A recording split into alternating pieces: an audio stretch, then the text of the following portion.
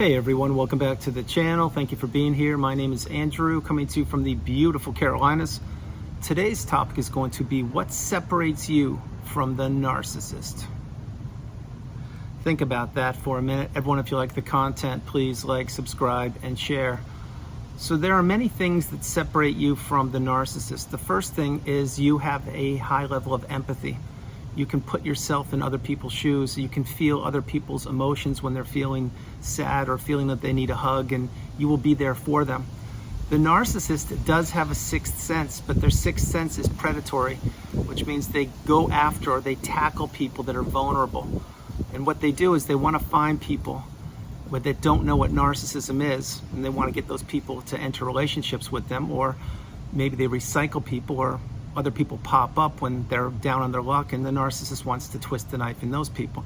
So that's one way you are totally different than the narcissist. You are there to support people, and the narcissist knew that, and the narcissist is there to abandon people because they are loyal to nobody. So empathy is number one. Another thing would be you do have the ability to fall in love. You are a kind, loving, stable person. Perhaps you've fallen in love a few times in your life, or maybe you loved your children, or maybe you loved the narcissist who turned out to be your ex, your brothers or sisters who turned out to be toxic. See, the narcissist doesn't have any love within them. They can fake love and they can fake that they care, but everybody, and I mean everybody, reveals themselves in time, and the narcissist is no different. Think about it when you were a kid. Maybe the narcissist wasn't as toxic back then, maybe they were, but over time they weren't there at your wedding, or they weren't there at your birthday, or they couldn't quite make it for the holidays, but they expected you to do everything for them. See, there's a big example right there. You have the ability to love, the narcissist doesn't, but they can fake it for a period of time. Another big difference between you and the narcissist is you are authentic and genuine, which means you are yourself. You accept your flaws, you accept your mistakes, you are always trying to improve yourself, your circumstances, you're learning from your mistakes, you don't intentionally harm people, you don't blow up relationships, you don't enter relationships knowing that they will have an expiration date. The narcissist, they know exactly what they're doing. And what the narcissist does is they will look for people to fall into that trap, which is the narcissistic fog. And what they want to do is they want to destroy people's lives, and this is knowingly. The narcissist enters relationships, marriages, friendships, romantic relationships. They know that they're going to get that person hooked on them, and they know that that person is going to be painted in a box when a few things are mentioned. Example, when somebody tells the narcissist, I love you, or if you move in with them, or you relocate, or you loan them money, or you put them through business school or something, when you do those things, the narcissist now knows they have you. So you are authentic and genuine. You don't wear a mask. The narcissist wears multiple masks. They have multiple personas. They shape-shift however they want to. They glide through life very effortlessly. They blend in to communities, to hobby groups, wearing this mask or these masks, and they infiltrate people's lives. So that's a big one. You are authentic and you are genuine. The narcissist isn't. They can't be. Next thing is the narcissist is a coward, and they are a bully. You are neither. You are a stable, loving, kind person, and you want the best for humanity, you want the best for people, and the narcissist knew that, and they weaponized that against you. The narcissist took what they could from you knowingly, and then what they wanted to do is once they got whatever they wanted, then they most likely discarded you or strung you along or said, we can still be friends, etc. But you now know the wisdom, you're getting the wisdom, you're understanding how these people work. Another example is your money. You probably gave your money in the relationship with the narcissist because you were committed in the relationship and you thought they were committed too. Well, they were committed as long as the money was flowing, but once the money ran out, usually that's when the narcissist did, and also the narcissist was going through your money while they were squirreling away their own. So when the narcissist wanted you to pay for things, it was all puppies and rainbows and unicorns and butterflies, but when you asked them to do something, suddenly they didn't have any money, or they couldn't remember the password to the account, or their money's tied up and they can't get a hold of it. So that's another example. You gave willingly and you were committed and you shared your money because you didn't know toxicity was right around the corner, but you didn't realize another person could do what they did, which means financially abuse you. Another way you're different than the narcissist is when you go to bed at night, you can put your head on the pillow and you can know that you did the right thing. Did you make mistakes? Of course you did. Do you still make mistakes? Yes, you do. I do it each and every day. But you try to fix them and you try to atone for them and you learn from them. The The narcissist doesn't do that. What the narcissist does is when they go to bed at night, they're most likely on one of their 3 smartphones. They're looking for other sources of supply.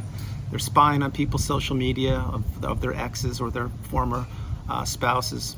They're looking at who their children are dating, spying on those people and figuring out who they're related to.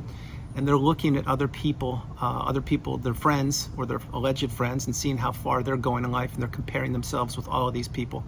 So the narcissist can't go to bed and put their head in the pillow and just say, wow, this is remarkable. I'm in a great space. And no, they're looking over their shoulder. They know that they have a closet full of demons and skeletons that at any one time can pop up and rock their world. That's why the narcissist doesn't get peace. That's why the narcissist does pay a huge price for being as toxic as they are, because they have to allow, because there's nothing they can do about this, those demons that roll around in their mind, nothing can save them from those demons. Nothing can cure them, and they know this. That's why when the narcissist goes to bed at night, they don't want to go to sleep because they know that they have no control of their dreams. But what they do is they want to wake up super early and get out and begin to abuse more and more people. This is why the narcissist doesn't sleep that often. Another thing is the narcissist is envious and jealous. Now, you may have heard me say this over years. Sometimes the narcissist will ask a question, a very obscure question, a very strange question in the beginning of these relationships, sometimes even when you're in the relationship with them, such as this: are you the jealous type? Do you get jealous? And they will say that to you, and then you would be scratching your head saying, why would you care if I get jealous? And why would you even say that? That's a negative adjective, and maybe I get a little jealous, or no, I don't, but now you just planted that seed in my mind, so now I'm going to be second guessing why you said that. Well, the narcissist would do that, and of course that is a real life example, because they were planting a seed saying, and I'm acting like I'm the narcissist, although I'm not, I'm going to make you jealous, and I'm going to make you squirm, and I'm going to triangulate you, and I'm going to make you become a shell of yourself. See, this is what the narcissist does. They are envious and jealous of you, and they still are right now, I can assure you, because they didn't finish you off. You're here in the community and you're getting your cup full. Another one is you are a beautiful, bright, shining light. You have ascended, or you are ascending towards that pinnacle of indifference, the mountaintop of indifference, where there's no room for the narcissist or toxic people. The narcissist is a low vibrational creature. They exist in that low vibrational quagmire state. And that's where they are, and they know it. That's why they tried to capture you, which is a huge difference. You didn't capture anybody. You probably fell in love with this person. But they try to capture you and your beautiful, bright, shining light so they could elevate themselves for a period of time, which was the length of that relationship, until they thought they finished you off, and then they would have another person to insert into your shoes. See, this is what the narcissist does. They know that they need fuel sources. They know that they need supply. They know that they're always looking for the next new supply. They know that they're looking to recycle sources of supply. You didn't even know what supply was. Maybe right now you still don't. What you need is sunshine, fresh air, abundance, serenity, calmness, fulfillment, growth, direction, purpose, and you need drama-free or narcissistic relationship-free. Another thing with the narcissist that differentiates you between them is you took the high road throughout that whole relationship. Did you experience reactive abuse perhaps sometimes? I'm sure you did. Were you triangulated more than 300 times? I'm certain. Were you gaslit thousands of times? Probably. Were rage fits thrown on you in your house and moving cars and when no one else was around, or maybe even sometimes when they were around? I know that happened to you. But see, you regulated the narcissist. You didn't even know what regulating meant back then, but the narcissist needed you to regulate them. And despite everything they threw at you, and you stayed in that relationship very long, I'm certain, against all odds, you made it out. That speaks to how resilient you are, how courageous you are, how determined you are, how full of strength you are, how full of fortitude you are. And this screams to you being a stronger person than you ever even thought possible. You see, before the narcissist met you, they, I can assure you, took advantage of many other people, and some of those people probably aren't even on the planet right now, if you can read between the lines, but you're here. You're getting your cup full. And against all odds, you stayed in that relationship and continued to take the high road, despite the fact that the narcissist was trying to destroy you, your life, your relationships, your health, your hobbies, your hopes, your aspirations, your dreams, your goals, your job, and everything in between. But you stayed in there and you made it. You're out. Another thing, a big difference between you and the narcissist, is this is a relationship that you will need to heal from. The narcissist has nothing to heal from, because what they do is they dish out punishment. They abuse people, they manipulate people, and then they don't think those people are ever going to heal. But you are understanding now that this relationship was unlike any relationship you had ever been a part of before, which is why you're slowing your life down and you're healing. The narcissist doesn't even know what healing is. They can fake it. They can be the communal narcissist and act like they're holier than thou, and they know scripture and they know the Bible, and they're a spiritual person and all that. Well, think twice. Remember, everybody reveals themselves in time. Everybody. Now, having said that, one of the few, another thing I'll share with you before I get ready to close the video, another difference between you and the narcissist is you've actually acquired something that they never thought you would acquire, which is figuring out how humanity works and figuring out that narcissism exists. You see, the narcissist knew who they were long before they met you. You did not know what narcissism was, and you did not know who you were. Now, I'm going to focus on that for a moment because many people can't figure out what I'm sharing there. What I'm sharing there is, yeah, you knew your name and you knew what you liked and didn't like, but you didn't know narcissism existed. The narcissist looked at you like you were Thanksgiving Day dinner. They said, you know what, this person's going to do for a period of time. I will take whatever I can from them. I will crumble them up like a sheet of paper when I'm done. I'll throw them away in the freeway, and they probably won't make it. But you're different. All those things happen, but you made it. You're here. You see, the narcissist was testing you. They were abusing you, manipulating you, seeing how long you would stay in that ring of abuse. And you stayed in as long as you possibly could, or until the narcissist took whatever they wanted from you. Again, the narcissist knew what they were doing. They did it long before they met you. They did it with you, and I'm certain they're doing it right now. But you're different. You've healed, or you're healing, and you're understanding now something, one of the keys to humanity that very few people will ever acquire, which is the wisdom. And this wisdom that you've acquired, it comes with you being in the narcissistic relationship, going no contact, blocking the narcissist, deleting them, removing them, and all fly monkeys and people associated with them. But not only that, but applying the tools that are provided for you and learning the definitions in the glossary on the narcissistic abusive cycle and coupling those with your experience when you're in the relationship. Example, what is gaslighting? What is the smear campaign? What is mirroring? What is projection? When you learn all those things and you couple them with your real life experience, that equals wisdom. This is a wisdom. It's a newfound superpower, and with great power comes great responsibility. Very few people have what you have, meaning they were in the cycle, they're out, they've healed, or they are healing, and they now have the wisdom.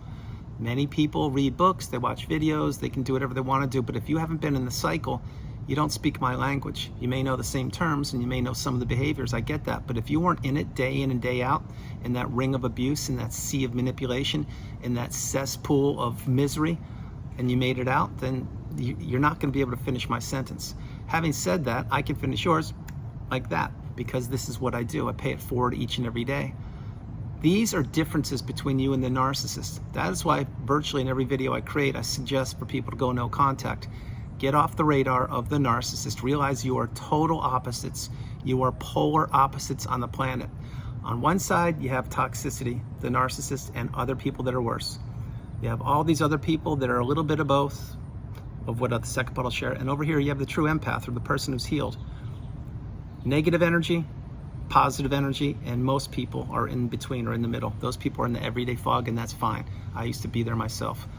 But you're different. You've healed, and you understand so much more about humanity and energy. And you understand how to read the room, and you've developed your sixth sense, which is now a superpower. It's the same sixth sense the narcissist has, but yours is 10,000 times stronger because you've been in the cycle and you've seen the signs, and now you have the wisdom.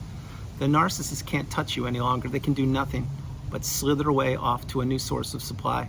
And that's where they will always go, in that low vibrational quagmire state, as long as they stay away from you. Just stay away from you. So everyone, that's the video. I hope you liked it. I loved doing it from the beautiful Carolinas. This is Andrew. Namaste. Have a great afternoon, evening, or morning, no matter where you are on the planet. You are not alone. I love you all. God bless you. I love you all, and I'll talk to you tomorrow.